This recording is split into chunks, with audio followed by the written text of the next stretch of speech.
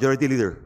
Mr. Speaker, I move to recognize our Deputy Speaker from Party List TUCP, Representative Raymond Democrito C. Mendoza, to avail of the privilege hour.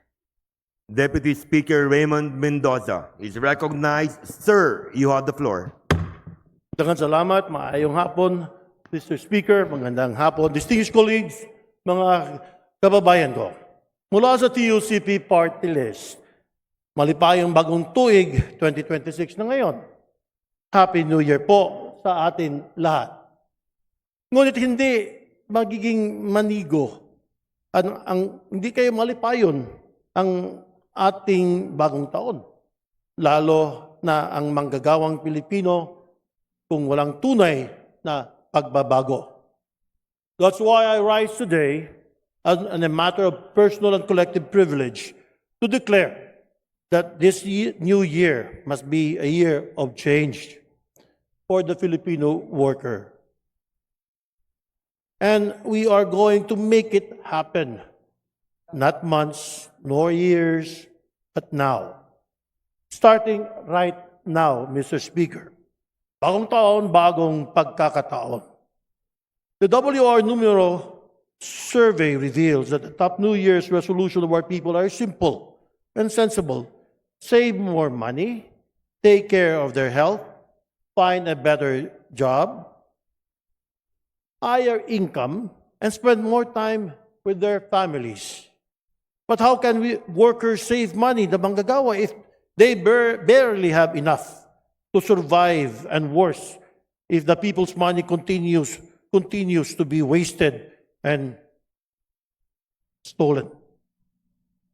How can parents take care of their health when they cannot even afford a backup or a checkup, much more for emergency? How can they find better jobs when contractualization is everywhere, or higher income when cheap labor remains the de facto policy of this government? And how can they spend more time with their families when they're forced to work 2 or even 3 jobs? As underemployment stays high, double digits, burnout, and mental stress keep rising. And so, Mr. Speaker, we have an optimistic people. Tayong Pilipino, 89% of us are entering the new year with hope rather than fear.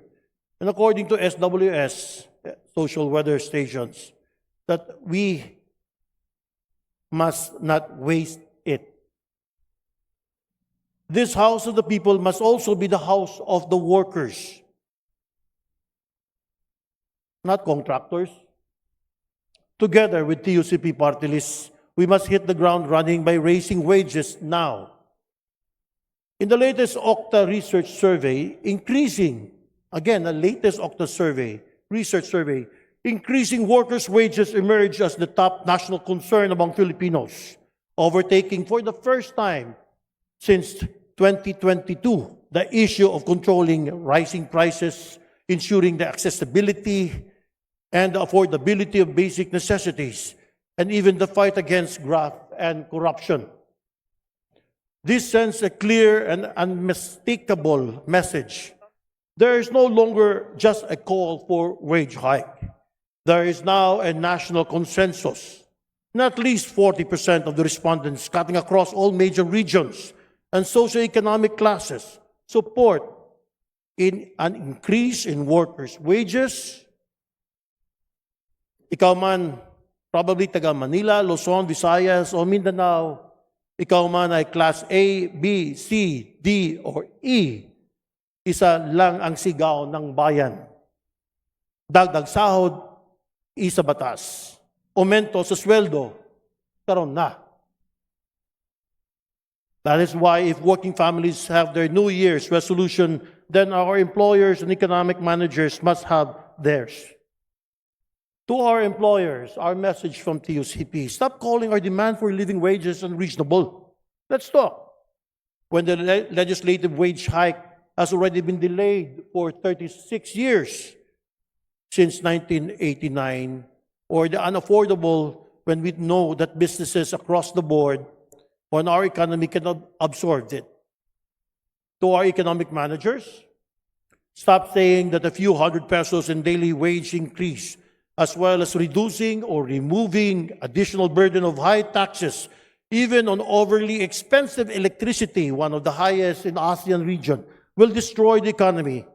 When under your watch, billions, not even billions, trillions have been lost to corruption. Ninakaw.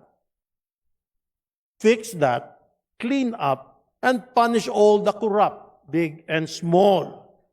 First, and give our people the break they deserve, Mr. Speaker. Sa ating mga employers and economic managers, bagong taon na. Magbago na kayo din.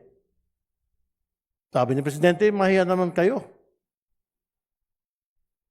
So that's why we're here. Yung situation natin. But there is one more thing that concerns me deeply. Dalawa ito. First, the workers of this country. Second, minana ko sa tatay ko because I am a son of a World War II veteran.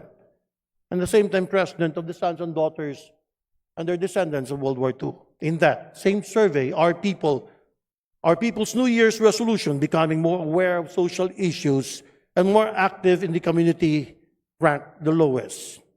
That is troubling, especially since we know now we have only 500 living veterans out of the half a million who fought in World War II.